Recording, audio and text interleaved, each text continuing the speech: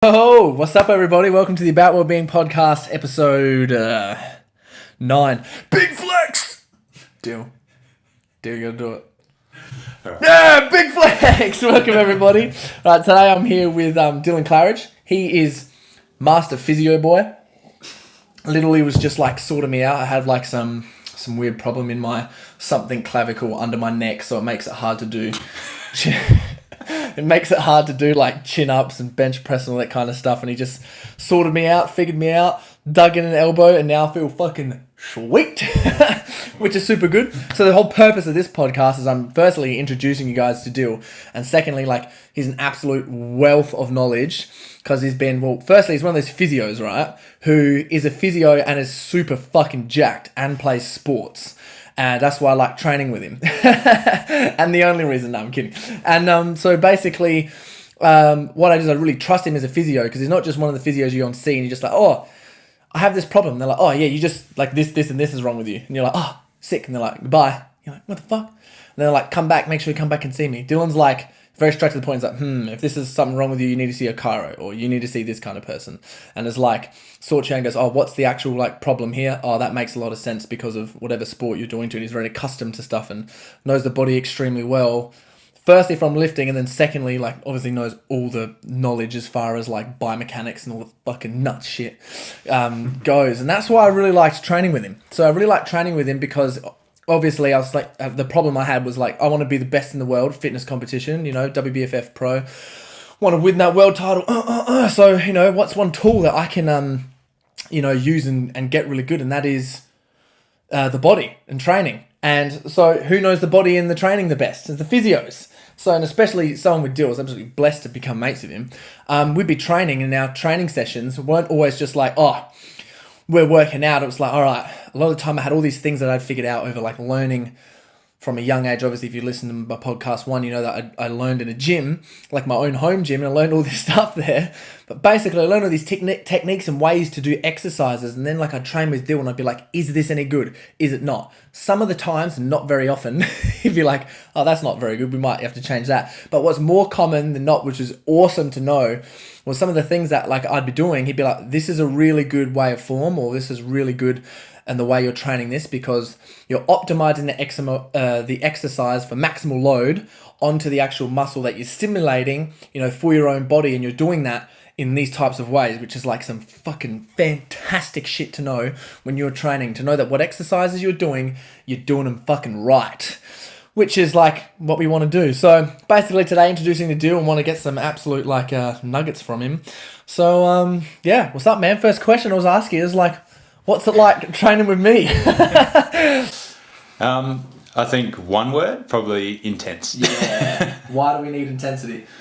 Otherwise we're not going to change. If you're not hitting that buffer of intensity, you're just going through the motions. So if you're going through the motions, you can go to the gym 5 days a week going through the motions. You're not going to make any progress. 100%. See it with probably the majority of the people I see in the gym, especially when you go through Good Life, Anytime, that sort of shit. Yeah. It's like standard. The people's gym. Yeah, you're 3 sets of 12 and feel a little bit sore after, and then go get KFC on the way home and that sort of shit. And you're like, really? You're actually going to get anything out of it? You're going to offend a lot of people here with the KFC you get on the way home. Yeah, don't listen to it, I think intensity. Like, I actually haven't had a session where I've gone, oh, no, I could have had a little bit more there. It's usually like that when we're at the last probably 2 exercises and you're like, yeah, like I'm done. You're like, no, we're not done. We're not done. Yeah, we've been on the floor a couple of times, like passing out, that's for sure, which is pretty cool. Well, I'd just like to ask you some questions, just as far as like, for get people to learn a bunch of stuff. Is there anything that stands out for you that we've done that we're training, as far as technique-wise, that you've taken away and been like, that's really good, and why? I think in terms of technique-wise, just training with a bit of purpose about why you're doing like certain exercises with a certain technique. So like your split lunge, like where are you putting your weight? You're putting on your front foot, you're putting on your back foot, like, and why? Yeah. Like, are you just doing a split lunge for the sake of doing a split lunge, or are you doing it because you want to focus it on your quads? You have your weight a little bit shifted more forward onto that front foot, pushing off that front foot. Okay, so what would be the difference if you were on the front foot and on the back foot? So if you're in a split position with your feet, and you're doing a split squat or your Bulgarian split lunge or whatever it is, and you've got your weight on your front foot, you're going to have using your quads more so than say your glutes in that scenario, because you're going to push through your heel and your midfoot and push on your quads. Whereas if you have your weight further onto your back foot, you're going to be having to use your glutes more, keep you upright, and it's just going to change where the total load is distributed for the exercise. So those sort of things, I think it's something you just don't really think about. It's not, and that's one of the things I like to say with us when we are training. Like, this is like absolute nuggets. If anyone's listening, this is nuggets. What we do when we're training is this is literally fucked. Like, the conversation is crazy. It's like every part of the exercise, whenever we're training, like we're talking to each other, and you're like for example, we really both like using the single-legged horizontal leg press for a leg movement, and we're literally talking to each other like, are you gripping the pad? Make sure that your knee is over the top of your toes, and then whilst you're doing that, make sure you're hinging in your hip properly, and that your knee is coming up, and that your back isn't under that. And then we're looking at each other whilst we're training, and like, that was a good rep. Your back was a bit shit, that one. That was a good rep. That was a good rep. Right, now your feet's fatigued. Now do like 10 more. And you're like, all right, now do some pulses at the top. Make sure your knee's coming up. Make sure your knee's coming up. You still want maximal load on the quads. Like, when we're training, like, that's how it goes a lot of the time. 100%. Yeah. Even just down to like foot positioning and stuff when you're even setting up for that sort of stuff. And you're like, no, like, put your foot at the top of the pad. Like, we want to actually get maximum muscle length at the bottom of the rep and shit like that. So which is really cool. As well, a lot of times when you're talking about the setup, which is, here are some nuggets as well. So we know when we go to like set up an exercise, we literally, before we do every single exercise, we literally will say to each other, we'll be like, okay, like, so what exact part of our muscle are we training? Like, do you notice that? Yeah, like that initial convo, like, all right, what are we doing here? Yeah. Rather than like, how many reps do you do? Oh, I did 10, let's go do 10. It's like, no, like, what are you doing in this movement?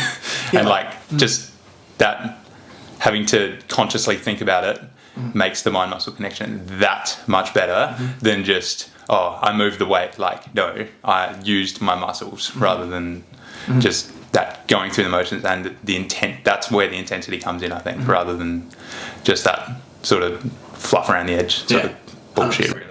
100%. Can you think of any examples that you could share, which would be sweet, as far as like any exercise that you would be like, that would be like a common exercise, one that maybe we've used or you've trained with some of your friends or trained with some people that you think is like an awesome way to set something up and how to actually look at it and think of it as far as like mindset goes? Like, how would you, like, what would be the key triggers that you would look at something before setting it up to make sure that you're doing it correctly? Do you have any examples?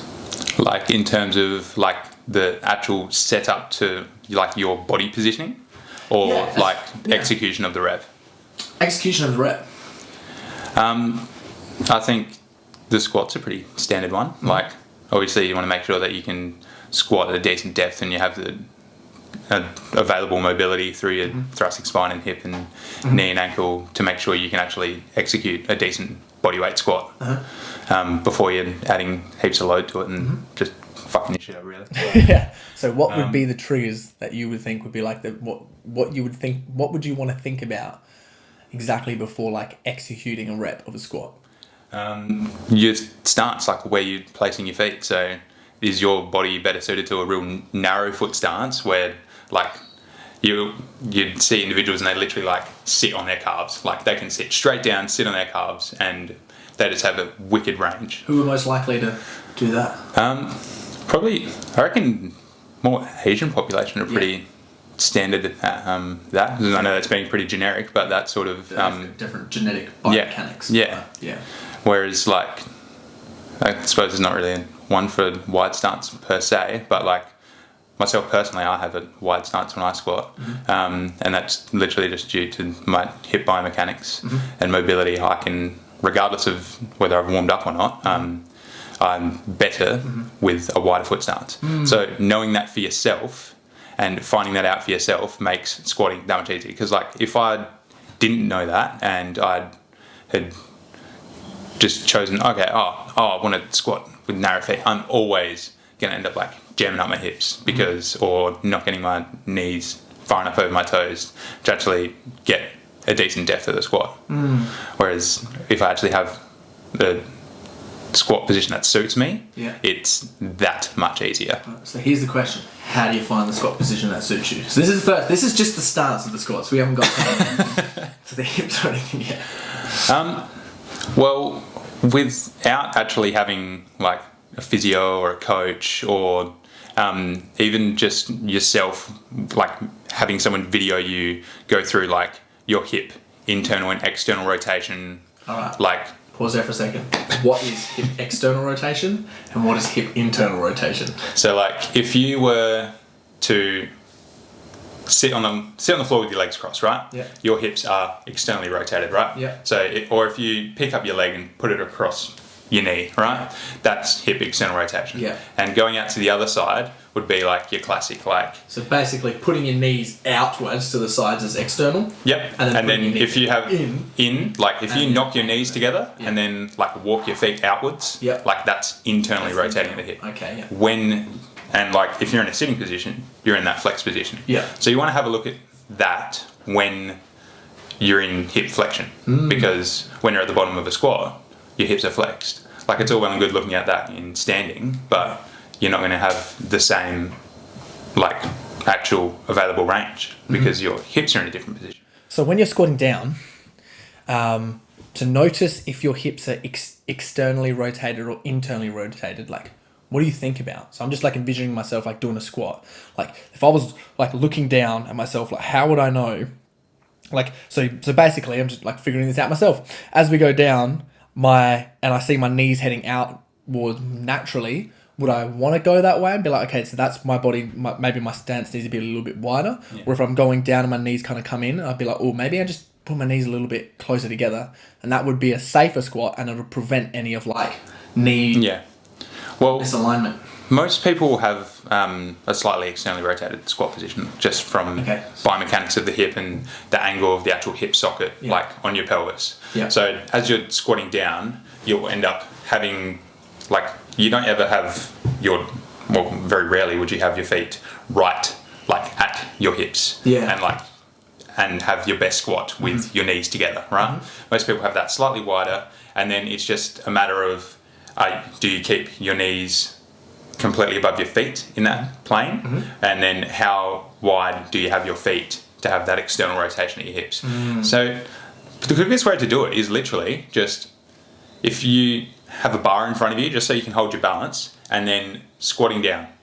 Naturally. Yep, just naturally squatting down, making sure you're not rounding at your back and making sure that you're not going to fall backwards on your ass, and you'll know that by holding onto the bar, see if you're going to fall back. So save yourself falling on your ass, hold a bar or something in front of you. But just squatting down, different positions, and see which one feels the most comfortable to you. Like you might have a narrow foot stance, squat down, pinch in the front of your hip. Like, okay, like that's not going to be optimal for me at this time. Yeah. And then go a bit wider. Yeah. And that's pretty much how Yes, that's a real good point to actually make. So when you're actually doing squats, you're doing any sort of movement anyway, you kind of just feel the range of motion, be mindful while you're training, and actually think to yourself, is there any sort of tightness, niggle, pinch, wherever the fuck it is? Yeah. And then go, well, if that's there, I may need to adjust something differently. And then you're constantly adjusting your exercises and your workouts to figure out like what works best for you. Yeah, 100%. Yeah, because I've that's kind of like how when I first started training, that's kind of how I figured out how to do stuff. I would train and I just go, where feels the best and where is the path of most resistance? Now let's execute in here and keep going until I throw up. Yeah, well, because you want to be optimizing the relationship for your muscles and your joints and all those sort of things, so you can execute a squat or a deadlift or a bench or any of your exercises to the best of your ability. But you're not going to do that if you're not putting yourself in the right position to start with. You're literally shooting yourself in the foot. Nice. So So the one tip that me and Dylan also use as well, which we do a lot, is we like to put plates underneath our heels, because me and him both have like shitty tight calves and Achilles. And jam up our ankles. yeah, so there's one handy tip as well. Like if you can't do an exercise like a squat, is elevating your heels somehow and then training. But you can also do those things with like goblet squats. So like if you hold a dumbbell on your chest, like, and you're holding it like underneath your chin, you can do that, because squats is actually like, it's an advanced exercise. It's not a beginner's exercise. It's quite difficult to actually like do, and a lot of like, you know, powerlifters. I think like without like some sort of training background or that sort of stuff, like squats can be daunting for people, so they just avoid them. Yeah. But like everyone should, like, I'm not saying you have to squat to like get jacked. Like you don't have to squat to get jacked, but like you should definitely be able to perform a squat and perform it safely and well and pain-free. And that would mean like you're optimized, like as a human. Like as far as the human body goes, you should be able to do a squat. Functional task. It's functional, like, vital. Yeah. And if you can't do one, then it's like, okay, so maybe learn some of the stuff, put yourself out there and learn how to do it properly, learn all the different niggles and things like that. Yeah, and just like which parts of you throughout a squat need to be mobile enough, and which parts of you need to be stable and braced, and like the cueing to help you with that, to avoid injury and all that sort of stuff. But yeah, which is extremely important, because I forgot where I was going with that. I just think squats are extremely functional, important movement, and that, you know, being able to do them in general is awesome, and it's an indicator. Like squats are an indicator that you can, like, well, the thing is squats are a precursor to heaps of other movements. Like if you can squat properly, that means you can be able to do a lot of other things properly. Like if you can squat well, then might be able to correct me on this, but you may be able to be like, you know, you might be completely aligned. Like if you know you can squat perfectly, you are completely aligned, and as a runner, like you might be less likely to have problems because you've put in the work in and the mobility to be able to do a squat right. Would that be a true statement or false? It's definitely going to be more beneficial to like have that ability than to not, because if you can't perform like a squat, which is a bilateral movement, like symmetrical side to side, like, and have that well, then the more advanced exercises and those sort of things, you may not have the stability to be able to perform those well as well, pretty much. Interesting. And just like going back to it with the plates under the heels and that sort of stuff, like that also changes the dynamic of the squat. Like don't just do it for the sake of doing it. Like you have to know when to do it, why to do it, and like if it's going to be beneficial to you, because you could do it and you may not even need to do it, but like just having the plates under your heels, it shifts your center of gravity forward that little bit, right? So you're going to more focus on the quads anyway. Yeah. And like me and you do it not to focus on our quads, we just do it because I like... Because fuck squats without them. Hurts too much. See you later, knees. Oh, it's more so just that like dorsiflexion range, where like our feet, like lifting your toes upwards towards your shins. So that's dorsiflex. Yeah.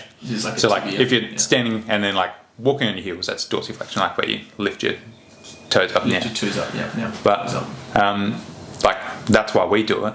Or you could also be doing it to shift your weight forward when you're doing a squat, because you want to have a more quad focused squat. Yeah, there's obviously 100 different styles of squats as well. Yeah. And which one is the best? Whichever one is the best for you. Correct. Yeah. Like if your answer isn't, it depends, like in that scenario, there's like, you just fucking run. Run. Yeah. There is no like cookie cutter approach to this is the perfect exercise for this exact thing. It's like, it depends. Like, what do you want to get out of it? Like, do you want to focus on your quads for your squat and that sort of thing? Yeah. Or do you want to focus on your conventional squat, heels down, and like make sure you're having the range there and being able to lift as heavy as you can through that? Exactly. Which is why, like, when with some of the people that I coach and like for the client stuff that we work with, every time that I work with someone, even though it's high performance coaching or whatever we're doing, and we're getting people to like, you know, optimize their bodies as best as possible. A lot of the time, people like want to do stuff. It may not even be, I want to get super huge and jacked. But it's like, I just want to be fit and like look good. It's like, okay, what do you got to do? Like, one of the things is firstly is like, okay, you have to go to the gym. I was like, how do we know what we're doing properly? It's like, well, as part of this program, when you're doing this stuff with me, what we're going to do is you're going to give you to Dyl, and he's going to assess you. He'll assess your ankles, knees, hips, lower back, mid back, upper neck, shoulders, all of that shit to figure out like all your mobility and stability stuff properly, so that when we choose exercises, we're choosing the exercises which are best for you, which is extremely important. So when people start actually executing stuff, firstly, less likely to get injured. Secondly, they're going to build something that's like a lot more symmetrical and a lot better. And it's just so elite doing that. And it's like it's so handy, like having used my mate as well when we're going over things, because obviously I know a lot myself now because of it. But we go over and look at things and make sure that everything is like super perfect. Here's a question for you. Here's a good question. Because obviously a lot of my listeners will be people that are lifting, yes, and I hope you aren't if you're not getting to the bloody gym. But what do you think the actual importance of training is, like going and doing functional exercises, training muscles or whatever they are? Like an honest opinion. I don't want to be unbiased for us in the gym for being jacked, stuff like that. Like, what do you think? What is the importance of it in general like to actually go? Resistance training in general, or like just having some form of exercise in your life? Well, kind of both. So like resistance training, the purpose of resistance training, like some people will look at it as in aesthetics, get strong, gain muscle. But there's a lot of other benefits from resistance training. Obviously, your brain goes a lot better. If your hormones get reset heaps better, your metabolic rate increases like crazy. It's like your organs, your VO2, your hearts, your lungs and stuff, all of that strengthens up as well, which obviously is important. But I want it from like the biomechanics, functional point of view, like from a physiotherapist's lens. Like just in general, what do you think the importance is of training, and how important is it? Like as like a whole for life, like resistance training decreases all-cause mortality by like 20%. Yeah, like, I know. But I'm coming at more of like a biomechanic perspective, because you work, if you didn't know, sorry, I didn't clarify this, Dylan works at Brain Injury SA, which is like, he helps people like get better from brain injuries. So they like really struggle with some sort of movement stuff. Am I right? Yeah, like most of my clientele is like your stroke patients or traumatic brain injury post car accidents, those sort of things. So trying to help people, teach them actually how to walk again, or might even literally just be to stand up for 5 minutes to help with their caring and all that sort of stuff, so they can actually get on with their lives and be functioning members of society as much as possible. Yeah, which is some neck level. Oh, 100%. It's full on. So that's why I want to just kind of at it. Unbiased though. I'm trying to be unbiased possible. Like, what do you think the importance is of training for biomechanics? Like, let's say someone, if they wanted to be like, if they wanted to do ballet dancing, if they wanted to be a runner, if they wanted to just like look fit in general, if they wanted to be a soccer player, if they wanted to be a football player, if they do athletics, if someone just did like hip hop dancing, if someone was a golfer, like what do you think is like the importance of training? So probably the main one in terms of training as like a modality or intervention that you partake in would be like your motor control, your motor recruitment, your efficiency for all of those things. Like if you have a footy player, for instance, right, and he loves running around kicking the footy, like he's not elite, but he's like a weekend warrior, right? And he doesn't go to the gym, like he goes, oh, like footy training's my gym, like I go out there, I have a kick and all these sort of things. But how does he know if he's at his best? Like, whereas depends if he has the goal for his best. Yeah, still true. We'll get into it. Yeah, that's a whole different. That's the different one.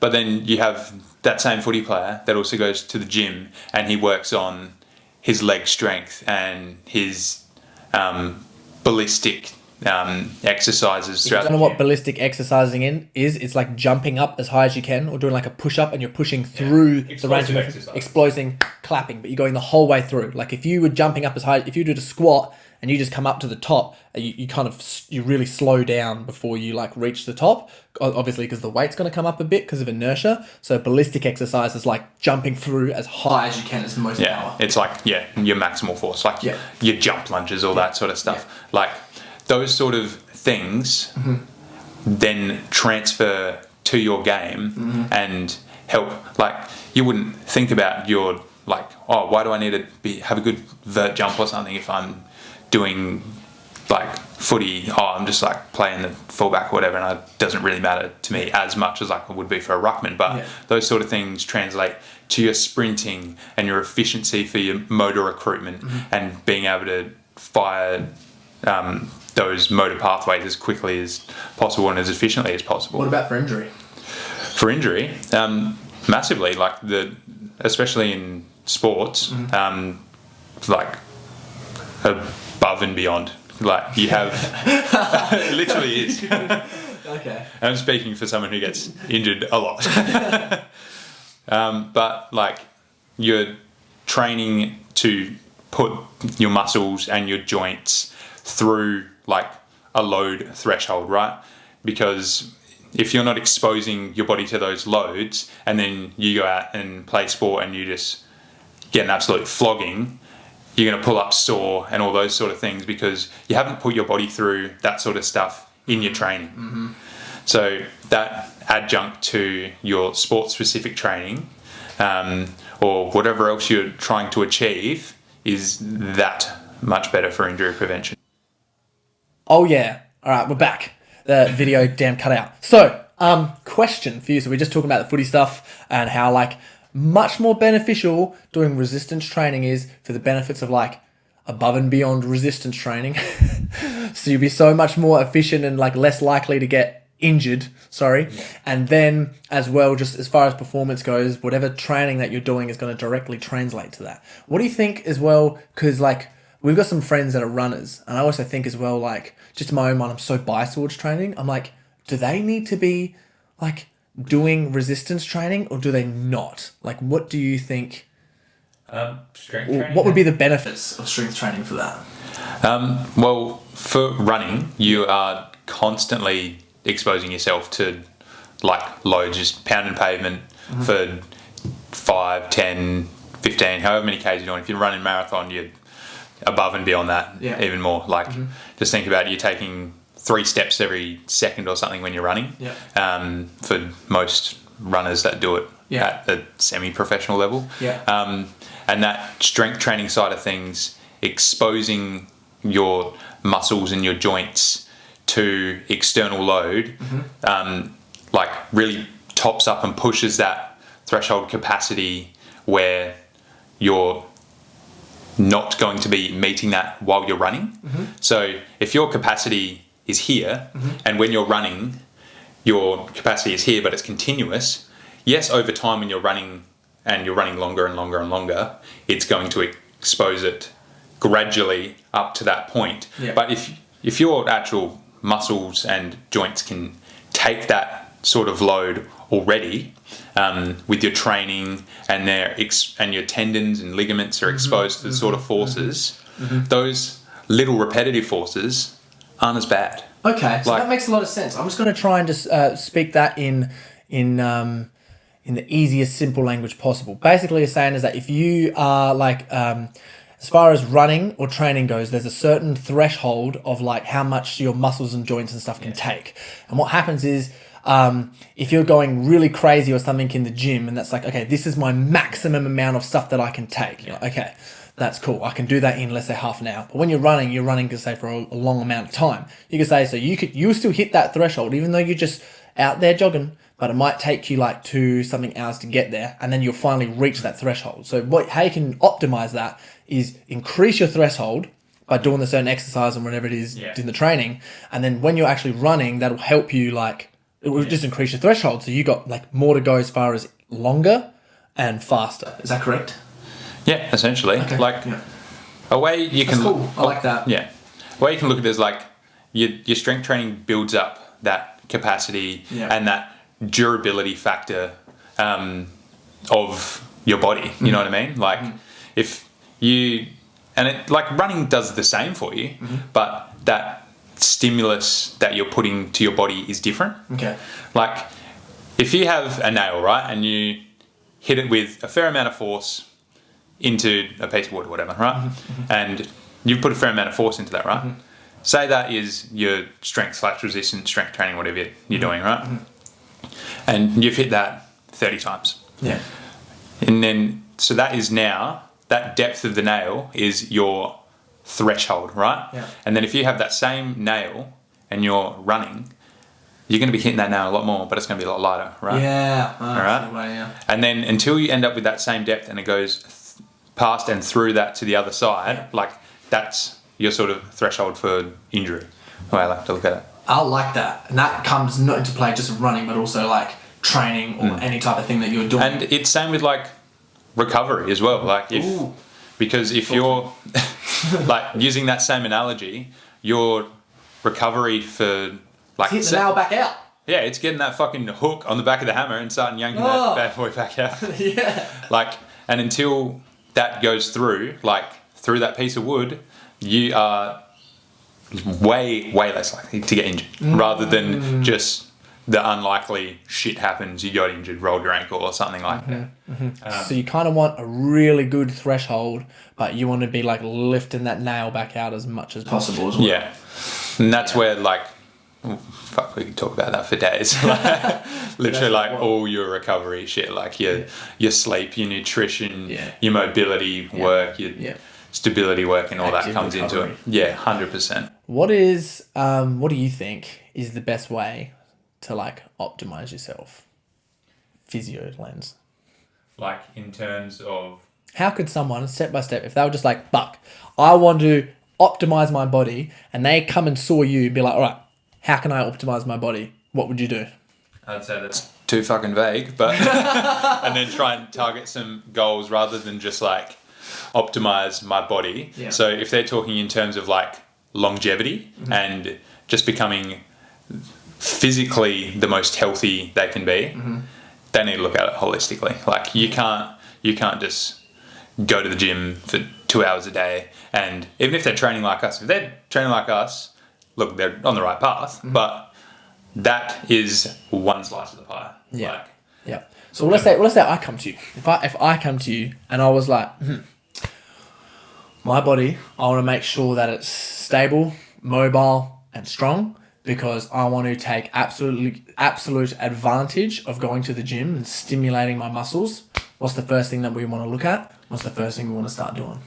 well, because we're talking about going to the gym, I'm looking at your squat, your deadlift, your bench, and then assessing your technique, where it's good, where it's mediocre, and then from there, I'm looking at your mobility and stability in isolation of different joints. So like your thoracic mobility. Thoracic is like the upper spine, like below the neck. Yeah, like your How mid much you back. can stick your chest out.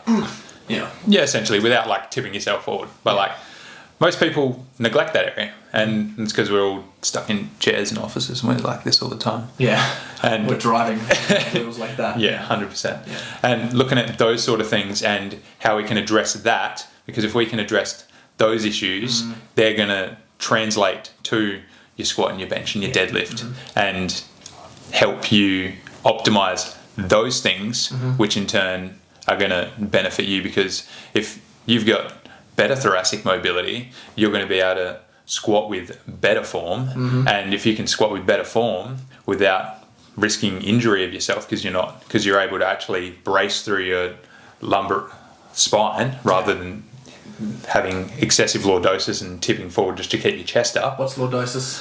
Lordosis is natural curve of your lumbar spine, so like your low back, where it like slightly curves in, but if it's too much, then that's just gonna it's not gonna be great. But with that, like that translation of being able to execute a squat or a deadlift or a bench or something more, say, efficiently, you're going to be able to lift more. And if you can lift more weight on the bar is one of the principles of progressive overload. And when you're in the gym, progressive overload is literally like the number one principle. And then you have all the rest of the sub principles under it, and it's which ones are we moving up? And if we're still bumping up the bar of progressive overload, we're adding load to our body, we're making adaptations, and we are getting stronger, fitter. Depends on what your goal is. If it's to get larger, doing hypertrophy training, strength training. If it's to be able to fucking swim 30 Ks. If I want to be Achilles, bro. If I want to be Hercules. Do it all. That's what it comes down to. Like, you're training for that and you're using progressive overload, but it's how can we optimize all of your body systems to work well with one another and like really tie in together, because no one system works in isolation. I know. So, all our bodies are just the same as everyone has different fingerprints. We got different everything else. 100%. That's what I'd say. Yeah, so true. Well, one of the things as well that comes in progressive overload, which is extremely interesting, which like I kind of do, is that you don't always have to be lifting heavier weights or doing more reps or having more volume in the training. One thing that I really like is literally just getting better at executing a certain exercise. And the better you comes into it. That's the intensity part, which is what like I strongly believe in. What we do in our like philosophy is like a lot of the time when we're training, which is a good example, is when we're doing like an exercise, like one specific exercise, we're like, how can we make this like as difficult as possible? And we're looking at like the transitions of the exercise. So like if you're doing a rep, like how slow and how smooth are you moving from the bottom of the rep? And like if you're coming down to I'm coming back up, like how smooth is that? And then when we get to the top of the rep, it's like, ooh, get a good squeeze here. How smooth is that? And then what's the tempo like on the way down? And what's the tempo like on the way up? And during that time, are you making sure that there is no inertia in the exercise? Like if you were to bicep curl something really hard and really fast and then let go and it gets air, like, and you get some air on there, like that's inertia. That means that weight. You're using the momentum of that. Yes. Using the momentum, exactly. So that weight during the rep is going to be, like, let's say it was a 5 kilo weight and then I lifted it up and threw it up. During that time of the momentum that's lifting up, that's not 5 kilo load on your muscles. Sorry. Never be, because the momentum's lifting it up, right? And then when you grab the weight and you let it down, you're not letting it down extremely fast, because then that's momentum as well. The weight's not actually going to be it. You're going to be executing, so you're getting, that 5 kilos the whole way up, the whole way down. But then whilst we're doing that, it's like we're doing that, but then we're squeezing the muscle like as hard as possible, like the whole time, until we start fatiguing. And then when we're fatigued and we can't like do that shit anymore, then it's like, how can we do some more? How can we make it slightly easier still? Yeah. How can we bend the rules a little bit for this, like, execution style focused type of training? And that's where that, like, I guess that like time under tension side of things, like that total load, like per second, like that's how like would look at it. But if you're lowering that same weight down in 1 second compared to if you're lowering it down in 3 seconds, that time under tension has had that load on it for another 2 seconds, and you're still moving through the same range. So even though it's not completely like 3 times that amount of like net load on the muscle, that intensity using the same weight is where it comes in. I agree. I completely agree, and that's why we gotta love training. Also, Dyl, question. This is probably one of the last ones. We'll wrap it up in a minute.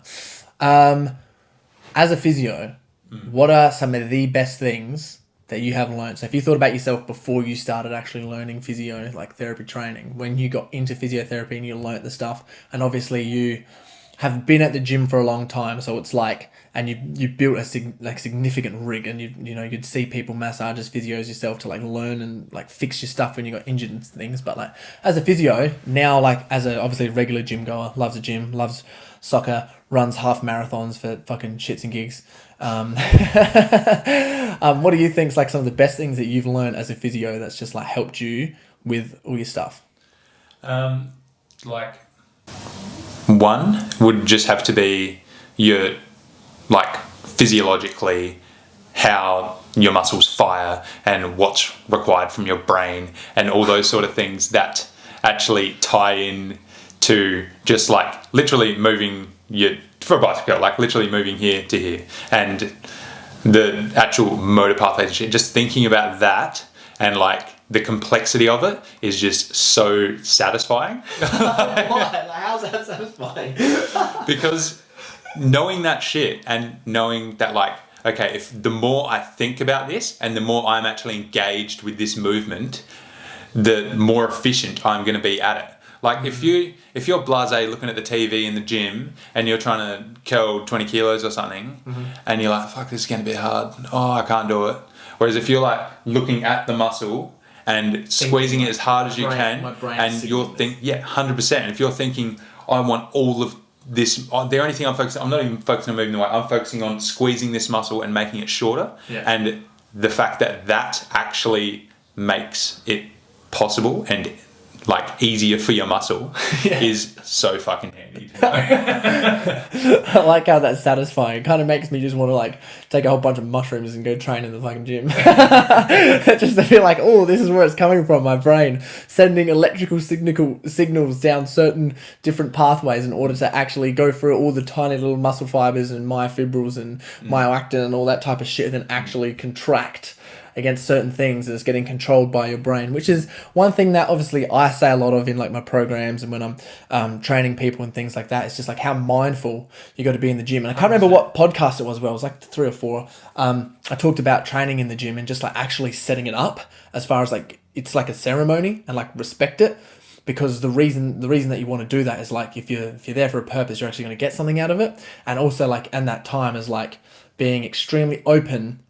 And I know I'm a little bit woohoo, but having your heart open as well and being like really open to anything that's like coming up, because when you're in a happy, positive, heart open state when you're training, it makes it easier for your brain to run and send through like all of those signals, like what you were talking 100%.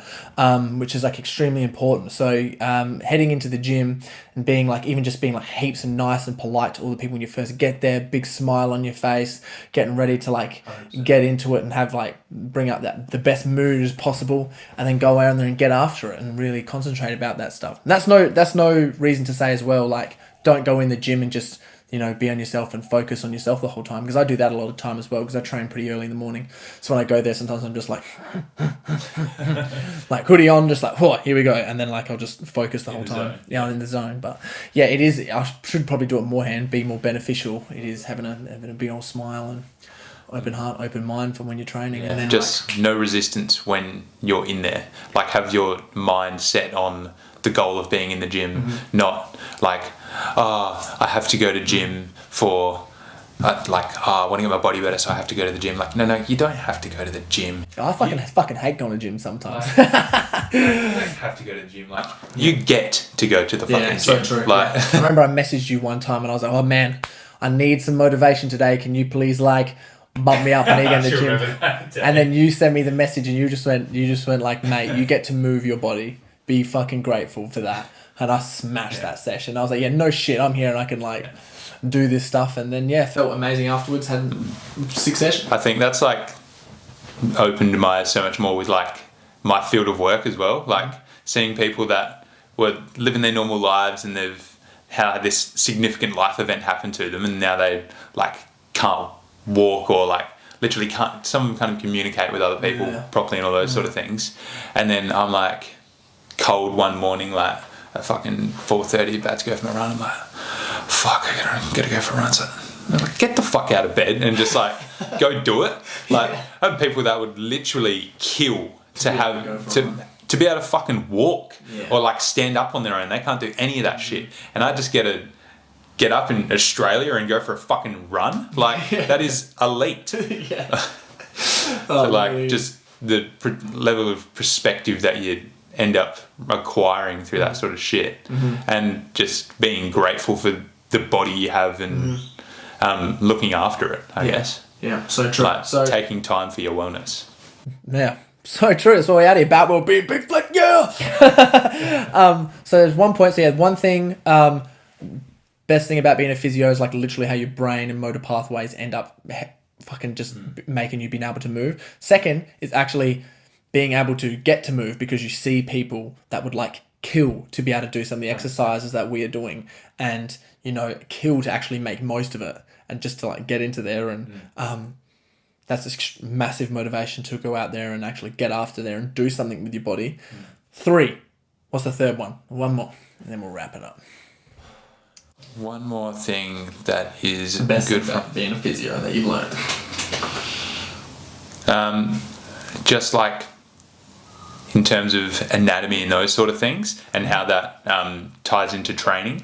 Like, you got bench press for working on your chest and that sort of shit, and you got chin-ups for your back, but knowing the different variations of those exercises and why they're going to work, why like overhand grip for some of your bent over rows is going to work different muscles compared to if you go underhand grip, and knowing that you can actually target your training that specifically to work on those things, even though you're only training like a functional movement, which might be a row, but those little variations and what to do. Yeah, exactly. I think that helps massively. And you always ask me like, what is the best one if I want to really work on my rear delts like in this way, like what can I do it? How can I set up to help promote that muscle working optimally?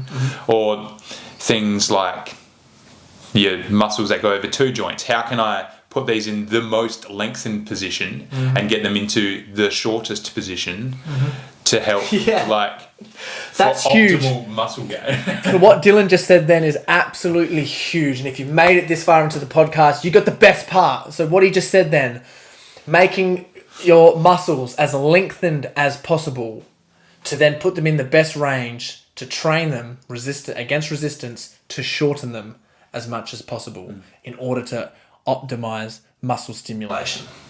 Yeah, that is the fucking key. If you're thinking, how do I build muscle? That is it. That and some really good nutrition. My ebook. you just suss that out. But yeah, Dyl, I'd like to say a huge thanks for coming and share some of your knowledge. Obviously, Dylan's going to be back again. We do a whole bunch of things together. I'm building out like a training program. Like with Dyl, we've gone over a whole bunch of stuff. We've done all this crazy training videos. We go over absolutely like everything together and make sure that it's like completely perfect. At the same time, at the moment, we're building out like this huge stability and mobility program. We've just made like 150, 160 videos, and we're all building that out and facilitating everything and having these podcasts so you understand what it's happening and why we're doing it. And if like you relate to this stuff and you realize that it's extremely important, you guys should reach out. You should definitely subscribe or have a bit of a look, because we're going to be constantly putting all of this good knowledge out, and it's for y'all. So take it in. So yeah, anyway, big fucking love. If you learned something from this podcast, subscribe. If you didn't, you can tell me and Dyl to get fucked. Was waiting for it. I'm just kidding. We're just sending you all the love. Thank you so much for listening. Thanks so much for like actually taking the time out of your day and like learn something to better yourself. Like we're out here to be the best total optimized human beings possible ever. That is the goal of this stuff. That is the goal I'm after. I want to be the best of the world or something. Big flex for that shit. And yeah, guys, smash your day. Next time when you get in the gym, think about the stuff that Dylan said. Lengthen, shorten. Mind, respect, look at your things, figure out how your exercises work best for you, and see you in the next one.